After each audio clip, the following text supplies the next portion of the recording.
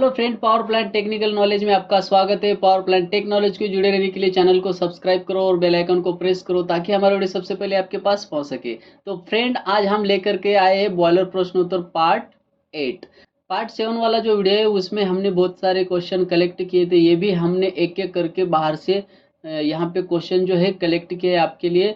तो देर ना करते हुए वीडियो को स्टार्ट करते हैं। तो फ्रेंड, पिछला वाला जो प्रश्न मैंने आपको दिया था उसका जो आंसर है, बहुत सारे फ्रेंड्स ने आंसर कमेंट में दिए हैं और वो सही आंसर है। तो इसका सही आंसर क्या है मैं आपको बता देता हूँ कि आप हमारा जो क्वेश्चन था वो क्या था, सुपर हीटर और स्टीम ड्रम में से सबसे पहले कौन सा सेफ्टी वाल्व ब्लो होना चाहिए। तो उसका आंसर बहुत सारे लोगों ने करेक्ट और राइट दिया है। तो यहाँ पे इसका आंसर है सबसे पहले सुपर हीटर का सेफ्टी वाल्व ब्लो होना चाहिए। तो क्यों होना चाहिए सबसे पहले सुपर हीटर का सेफ्टी वाल्व जो है वो ब्लो क्यों होना चाहिए? तो इसका मतलब यह है कि फ्रेंड, हमारा जो स्टीम ड्रम है वो स्टीम स्टोरेज ड्रम है।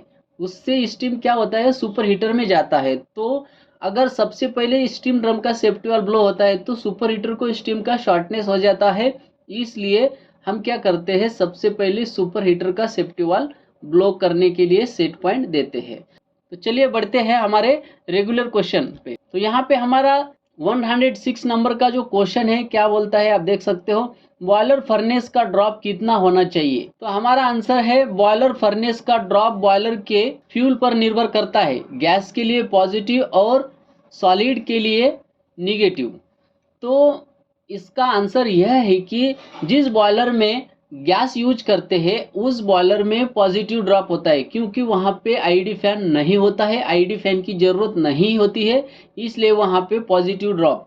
तो पॉजिटिव ड्रॉप कहाँ तक होती है, तो आप कहीं कहीं से भी कौन सी भी वैल्यू बता सकते हो। तो उसका मैक्सिमम 500 MMWC तक उसका प्रेशर होता है फर्नेस का, एज पर कैपेसिटी बॉयलर की। जैसा बॉयलर की कैपेसिटी होगी वैसा फर्नेस का ड्रॉप भी वहाँ पे होगा। और जो सॉलिड में है वो निगेटिव ड्रॉप मेंटेन करते हैं 0 से लेके -6 MMWC तक। क्योंकि वहाँ पे क्या होता है फ्रेंड, कोल का जो हार्ड पार्टिकल होते हैं, डस्ट पार्टिकल होते हैं, वो हमें खींचना पड़ता है और कलेक्ट करना पड़ता है। इसलिए क्या करते हैं, हम उसको आईडी फैन प्रोवाइड करते हैं। आईडी फैन की वजह से उसका फ्लो गैस सर्कुलेशन होता है। इसलिए हम मोस्टली कोल फायर्ड बॉयलर में निगेटिव ड्रॉप मेंटेन करते हैं। तो उसका जो लिमिट है यहाँ पे -6 मैक्सिमम तक आप जा सकते हो, कोई प्रॉब्लम नहीं। जितना ज़्यादा है उतना अच्छा है, लेकिन -6 के ऊपर अगर आप जाते हो तो वहाँ पे एक्सेस ईयर वहाँ पे इंटर होती है, तो उसका कोई मतलब नहीं है, हमारा पूरा हीट वेस्ट जाता है। इसलिए हम -6 तक मेंटेन रख सकते हैं, 0 से -6 तक। तो नेक्स्ट क्वेश्चन, कौन से बॉयलर में फ्यूजिबल प्लग नहीं होता है और क्यों नहीं होता है? तो इसका आंसर है वाटर ट्यूब बॉयलर में फ्यूजिबल प्लग नहीं होता है, क्योंकि वहाँ पे फ्यूजिबल प्लग का काम वाटर ट्यूब ही करती है। तो फ्रेंड, मैं आपको ये बता दूं फ्यूजिबल प्लग का काम क्या है। फ्यूजिबल प्लग का काम इमरजेंसी में अगर बॉयलर ओवरहीट हो जाता है तो फ्यूजिबल प्लग क्या करता है, मेल्ट हो जाता है। और वो मेल्ट होके उसका जो स्टीम है, जो वाटर है, उसके अंदर से जो भी आता है वो फर्नेस के अंदर जाके फायरिंग को कट ऑफ कर देता है, यानी कि फायरिंग को बुझा देता है। वहाँ पे हीट नहीं रखता है और वहाँ पे फ्लेम भी वो बुझा देता है पूरा। तो फ्लेम नहीं है तो हीट नहीं है। इसके लिए यहाँ पे छोटे छोटे बॉयलर जो होते हैं, फायर ट्यूब बॉयलर होते हैं, उसके अंदर फ्यूजिबल प्लग का इस्तेमाल किया जाता है। क्योंकि फ्यूजिबल प्लग क्या होता है, एक पर्टिकुलर टेम्परेचर के ऊपर वो मेल्ट हो जाता है। तो उसके लिए वहाँ पे ये पॉसिबल है। हमारे लो प्रेशर बॉयलर, लो कैपेसिटी के बॉयलर में ज़्यादा टेम्परेचर नहीं होता है और वहाँ पे ज़्यादा टेम्परेचर हो जाता है तो फ्यूजिबल प्लग वहाँ पे काम करता है। और वाटर ट्यूब बॉयलर में क्या होता है, फ्यूजिबल प्लग क्यों नहीं बिठाते, क्योंकि वाटर ट्यूब बॉयलर में हाई टेम्परेचर और हाई प्रेशर होता है। और उसके अंदर अगर फर्नेस के अंदर का अगर ट्यूब पंक्चर हो जाती है तो वो फर्नेस का अंदर का ट्यूब में का जो वाटर, जो भी स्टीम है, वो जो है वो ऑटोमेटिकली फर्नेस के अंदर ही गिरने वाला है। इसलिए वहाँ पे फ्यूजिबल प्लग यूज नहीं करते। और फ्यूजिबल प्लग यूज करने के लिए वहाँ पे प्रॉपर टेम्परेचर भी चाहिए, और टेम्परेचर जो है हमारे फ्यूजिबल प्लग के लिमिट से बाहर होते हैं। इसलिए वाटर ट्यूब को फ्यूजिबल प्लग हम यूज नहीं करते हैं। होप आपको ये समझ में आया होगा। Next question, fire tube boiler high capacity के लिए यूज क्यों नहीं करते हैं? फायर ट्यूब जो बॉयलर होता है वो हाई कैपेसिटी और हाई प्रेशर के लिए क्यों यूज नहीं करते हैं? तो इसका आंसर रहेगा क्योंकि फायर ट्यूब बॉयलर में मैक्सिमम हीट ऑब्जर्व नहीं कर सकते। तो फायर ट्यूब जो बॉयलर होता है वो फ्रेंड आपको पता ही है सेल टाइप होता है, और उस सेल के अंदर हम मैक्सिमम हीट ऑब्जर्व नहीं कर सकते वाटर में। इसके लिए उसका जो कैपेसिटी है एक लिमिटेड में है, और वो हाई प्रेशर और हाई कैपेसिटी के लिए बॉयलर यूज नहीं होता है। वाटर ट्यूब बॉयलर से फायर ट्यूब बॉयलर कंपेयर करते हैं तो फायर ट्यूब बॉयलर बहुत ही अलग है, बहुत ही स्मॉल साइज में होता है। तो यहाँ पे फायर ट्यूब जो बॉयलर है हाई कैपेसिटी और हाई प्रेशर के लिए यूज नहीं करते हैं, क्योंकि वो जो है उसके अंदर मैक्सिमम हीट हम ऑब्जर्व नहीं कर सकते वाटर को, इसलिए हम वो हाई कैपेसिटी और हाई प्रेशर के लिए यूज नहीं करते हैं। नेक्स्ट क्वेश्चन, बॉयलर में O2 कितना मेंटेन करना चाहिए? कंप्लीट कंबक्शन के लिए बॉयलर में O2 1.5 से लेके 6.0% तक मेंटेन रखना चाहिए, क्योंकि फ्रेंड आपका जो फ्यूल होता है उसके ऊपर डिपेंड करता है O2 कितना रखना चाहिए। तो मैंने क्या किया है, एक मिनिमम वैल्यू बता दिया है O2 का और मैक्सिमम वैल्यू बता दिया है। मोस्टली कोल फायर बॉयलर में 6.0 तक O2 मेंटेन होता है, लेकिन ये जो 6.0 O2 है ये मैक्सिमम वैल्यू है, यहाँ तक हमें O2 मेंटेन रखना है। अगर इससे ज़्यादा हम O2 मेंटेन रखते हैं तो यहाँ पे एक्सेस एयर हमारी जाएगी और वहाँ पे हमारा जो हीट है वो हीट लॉस होगी। और मिनिमम जो है कंप्लीट कंबक्शन के लिए 1.5 तक हम यहाँ पे मेंटेन कर सकते हैं। इसके नीचे अगर आता है O2 तो हमारा जो कंप्लीट कंबक्शन है वो नहीं हो पाएगा। इसलिए हमें यहाँ पे आप देख सकते हो, अगर आपका गैस का फ्यूल है तो वहाँ पे आप 1.5 से लेके 2.5 तक भी आप बता सकते हो, कोई प्रॉब्लम नहीं। ऑयल फायर्ड है तो आप 1.5 से लेके 4.5 तक बता सकते हो। अगर कोल फायर्ड है तो यहाँ पे आप 1.5 से लेके 6.0 तक वहाँ पे वैल्यू बता सकते हो। तो नेक्स्ट क्वेश्चन, बॉयलर में फ्लैश स्टीम क्या होती है और कैसे बनती है? जो बॉयलर के अंदर हम जो फ्लैश स्टीम यूज करते हैं डेरेटेड टैंक के लिए, डेरेटेड टैंक प्रेशर हम जो वहाँ पे यूज करते हैं, तो फ्लैश स्टीम वहाँ पे यूज कर सकते हैं। तो वो फ्लैश स्टीम कहाँ से आती है और हम बॉयलर में उसको कैसे बनाते हैं? तो इसका आंसर रहेगा कुछ अमाउंट में प्लांट से जो स्टीम बच जाती है वही स्टीम का हम फ्लैश स्टीम और रिटर्न कंडेंसेट बना लेते हैं एक वेसल की मदद से। तो फ्रेंड प्लांट के अंदर हम जो स्टीम देते हैं वो स्टीम कुछ अमाउंट में हमें रिटर्न में मिलती है, तो उसका हम क्या करते हैं, एक सर्टन प्रेशर के ऊपर एक बड़ा सा वॉल्यूम यानी कि वेसल का एक बड़ा सा वॉल्यूम बना देते हैं, वहाँ पे छोड़ देते हैं। तो उसका 20% स्टीम बनती है प्रेशर, और 80% जो है उस स्टीम का कंडेंस होता है। तो वही कंडेंसेट वाटर हम यूज कर लेते हैं, और जो फ्लैश स्टीम बचती है हम वो डेरेटेड टैंक को यूज कर लेते हैं। नेक्स्ट क्वेश्चन, बॉयलर में मड ड्रम क्यों होता है? हमारा आंसर है बॉयलर में मड ड्रम अधिक वाटर स्टोरेज करने के लिए होता है। आप कहीं पे भी देखे होंगे किसी किसी बॉयलर पे क्या होता है, मड ड्रम नहीं होता है, ओनली स्टीम ड्रम होता है। यानी कि किसी किसी बॉयलर पे स्टीम ड्रम भी होता है और मड ड्रम भी होता है। तो इसका मतलब क्या है, मड ड्रम का जो काम है वो क्या है? तो मड ड्रम जो होता है, हम बॉयलर में वाटर जो है अधिक स्टोर करने के लिए होता है।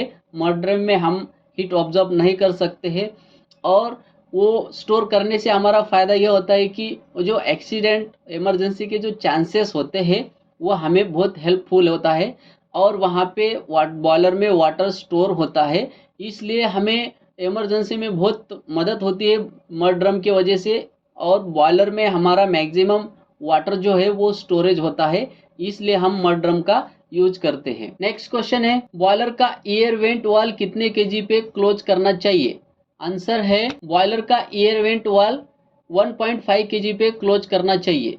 अभी बॉयलर का एयर वेंट वाल जो है ये 1.5 केजी पे क्यों क्लोज करना चाहिए? क्योंकि फ्रेंड हमारा जो एटमॉस्फेयर का प्रेशर है 1 केजी है, उससे ज़्यादा हमें बॉयलर के अंदर प्रेशर लेना है। उसके बाद क्या होगा, एटमॉस्फेयर प्रेशर से ज़्यादा अगर बॉयलर के अंदर प्रेशर लेते हैं तो उसके अंदर एयर होने की कोई चांसेस नहीं होते हैं, इसलिए हम 1.5 केजी को एयर वेंट क्लोज कर सकते हैं, उससे पहले नहीं। उससे पहले अगर हम एयर वेंट क्लोज करते हैं तो बॉयलर के अंदर एयर रह सकती है। अगर हम बॉयलर को 2 केजी के ऊपर अगर एयर वेंट क्लोज करते हो तो क्या होगा, तो कुछ भी नहीं होगा, वो सेफ्टी के लिए अच्छा ही है। आपका जो एयर है बॉयलर का अंदर का पूरा निकल जाएगा, लेकिन आपका जो स्टीम वेस्टेज होता है वहाँ पे हीट वेस्टेज होता है, तो यह हमारा लॉसेस होता है। इसलिए हम क्या करते हैं, परफेक्टली यहाँ पे 1.5 केजी पे एयर वेंट जो होता है वो क्लोज कर देते हैं। ड्रम का हो या सुपर हीटर का हो, एयर वेंट जो वाल होता है वो एयर निकालने के लिए होता है, तो 1.5 केजी पे हमें क्लोज कर देना चाहिए। नेक्स्ट क्वेश्चन है, बॉयलर का हेडर ब्लो डाउन कब देना चाहिए? आंसर है, बॉयलर का हेडर ब्लो डाउन बॉयलर को चालू या बंद करते समय देना चाहिए।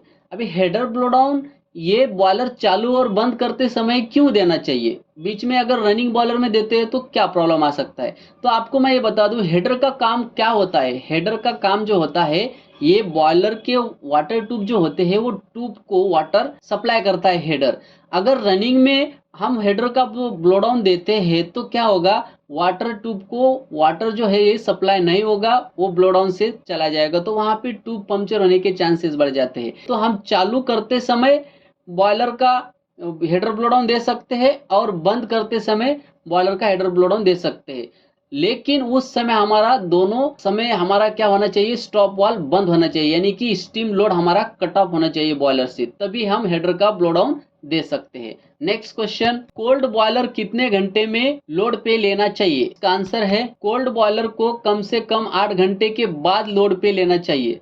देखिए, कोल्ड बॉयलर जो होता है हमारा, यानी कि बंद है बॉयलर, अब हमको स्टार्ट करना है, तो वो कम से कम, ऐसे तो मैक्सिमम आप 24 हावर्स उसको लगा सकते हो, कोई प्रॉब्लम नहीं, लेकिन कम से कम जो हावर्स है उसको फुल लोड पे लेने का वो 8 घंटे है। वो किस लिए है? क्योंकि हमारा जो थर्मल एक्सपांड होता है वो बहुत ही स्लोली हमें करना होता है। अगर हम इंस्टेंटली करते हैं तो क्या हो जाता है, क्रैक होने के चांसेस होते हैं, रिफैक्ट्री हमारा क्रैक हो जाता है, बॉयलर कहीं पे एक्सपैंड होता है कहीं पे नहीं होता है।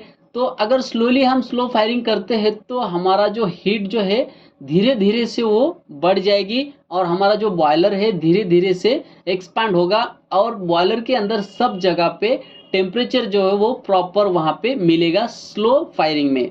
अगर इंस्टेंटली फायरिंग करके अगर बॉयलर डायरेक्टली लोड पे ले लेते हो तो वहाँ पे बहुत ही एक्सीडेंट होने के चांसेस होते हैं, और फ्यूचर के लिए बॉयलर का तो बहुत ही यहाँ पे प्रॉब्लम आ सकता है। इसलिए हमें कम से कम 8 घंटा बॉयलर को स्लो फायरिंग करना चाहिए। Next question, boiler water level low हो गई तो क्या करना चाहिए? तो यहाँ पे आंसर है, बॉयलर वाटर लेवल लो हो गई तो सबसे पहले फायरिंग और स्टीम स्टॉप वाल्व बंद करना चाहिए। देखिए, अगर आपके बॉयलर में कुछ भी प्रॉब्लम आता है वाटर के रिलेटेड, तो मैं एक ही आपको एक सजेशन देता हूँ, तो सबसे पहले आपको फायरिंग बंद करना है, उसके बाद स्टॉप वाल्व बंद कर देना है, ताकि जो भी हमारे बॉयलर के अंदर स्टीम बची है, वाटर बचा है, वो बाहर नहीं जाना चाहिए। अगर हमको बाहर से वाटर नहीं मिलता है तो उसी वाटर को हम कंडेंस करके वहां पे बॉयलर को बचा सकते हैं। इसलिए कौन सा भी अगर आपको प्रॉब्लम है वाटर के रिलेटेड, तो आप सबसे पहले फायरिंग बंद करिए और स्टॉप वाल्व बंद करिए।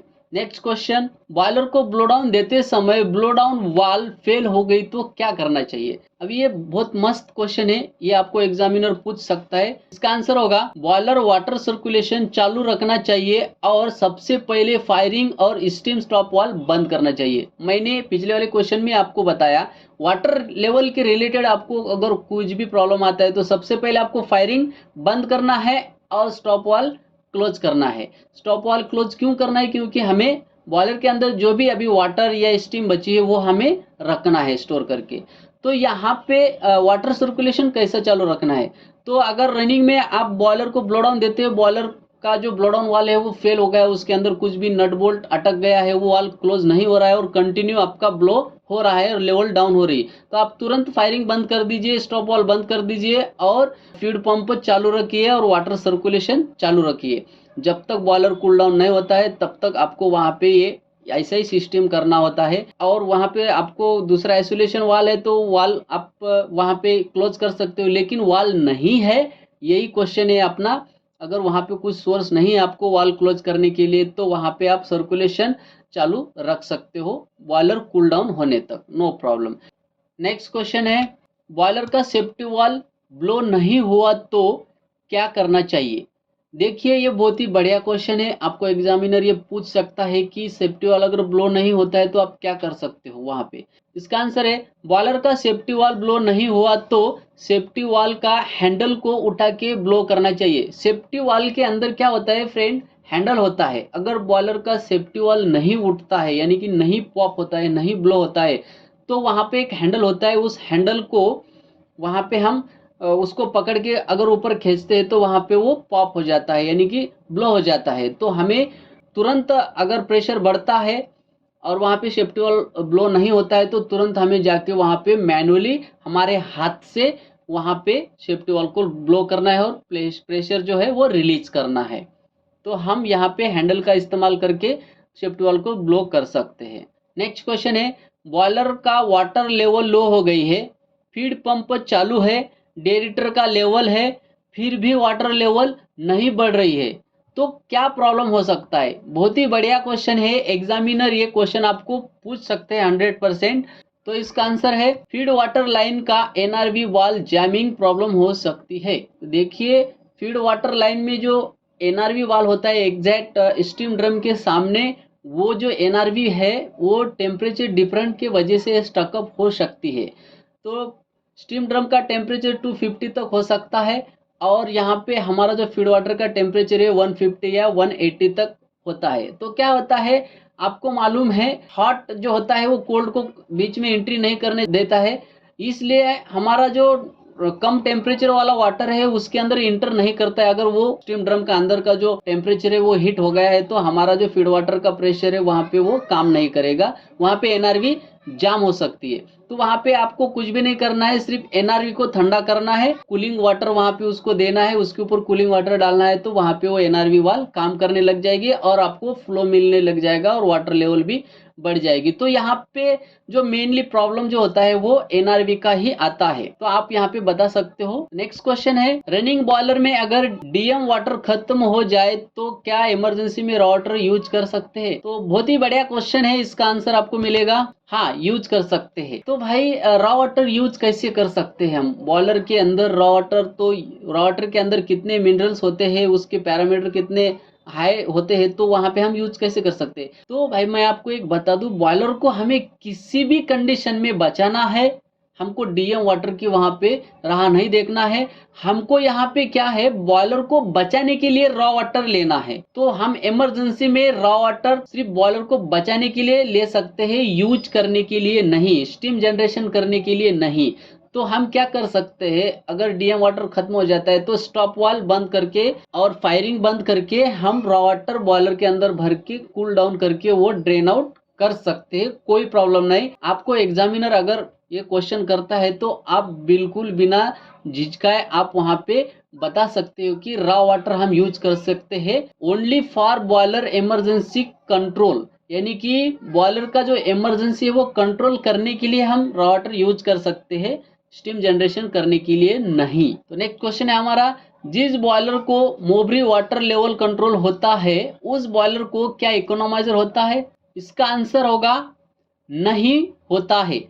तो यहाँ पे आपको मैं बता दूं कि जिस बॉयलर को मोबरी होता है उस बॉयलर को इकोनोमाइजर क्यों नहीं होता है, क्योंकि मोबरी का क्या काम होता है, मोबरी का वाटर लेवल कंट्रोल करता है।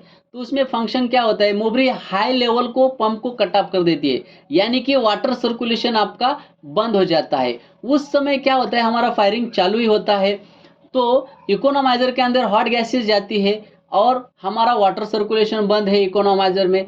तो इकोनोमाइजर क्या होता है, वहां पे प्रेशराइज हो सकता है।